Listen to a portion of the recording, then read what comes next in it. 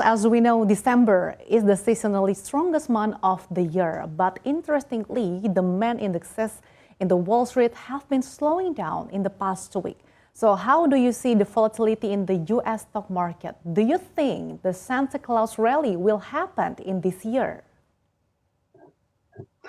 I actually do. I'm in the minority. I think Santa will come to town.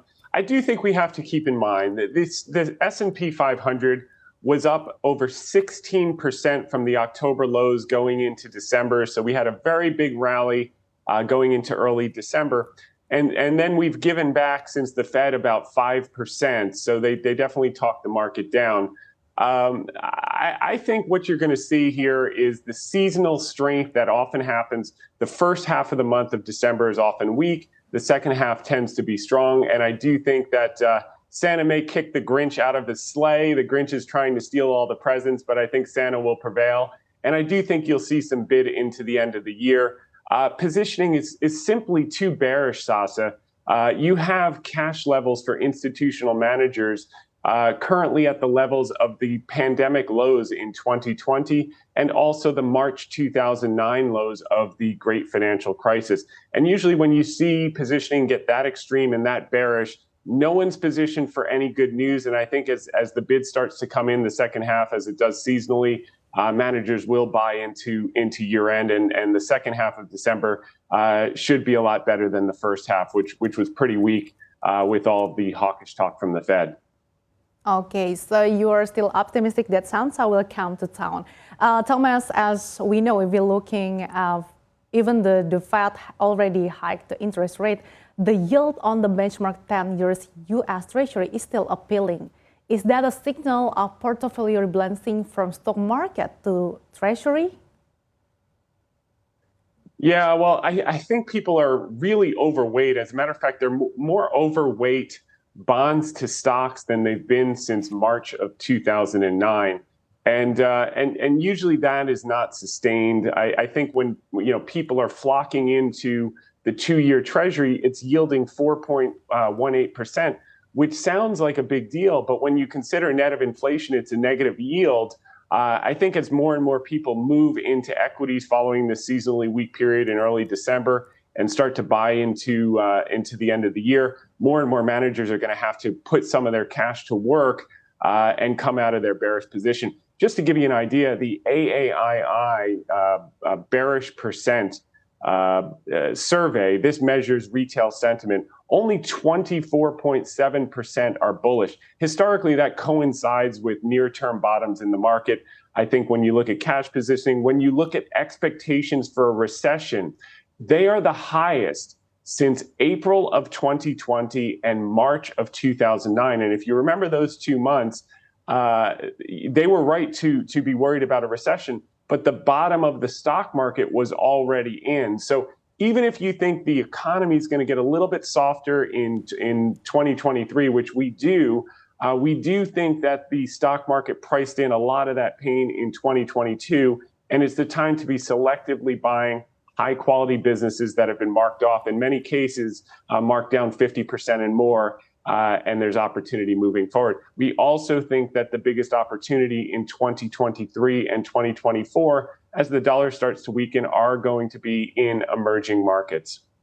Okay, in the past week, if we see that some of emerging markets countries, such as Indonesia, are starting to be flooded with foreign capital inflow, is this an opportunity for investors in emerging markets, and how appealing is Indonesia's financial market compared to other emerging market countries?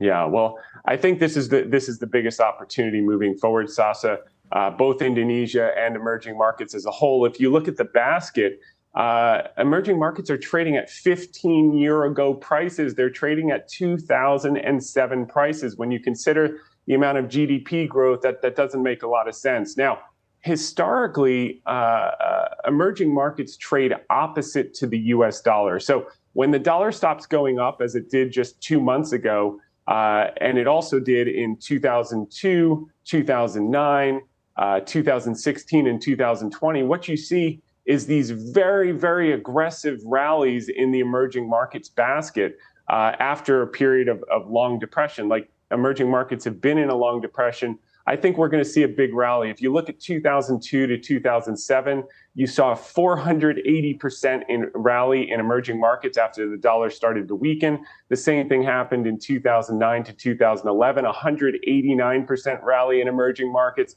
In 2016 and 2018, what happened? The dollar weakened and emerging markets were up 96%. And then again in 2020 to 2021, dollar weakened, emerging markets were up 97%. We've had the dollar weaken 10% in the last 2 months. We think that's going to persist as the Fed starts to finish its tightening cycle. And we do think over the next 2 years, emerging markets is the place to be, particularly with the China reopening. And Indonesia is going to be a major beneficiary of capital flows.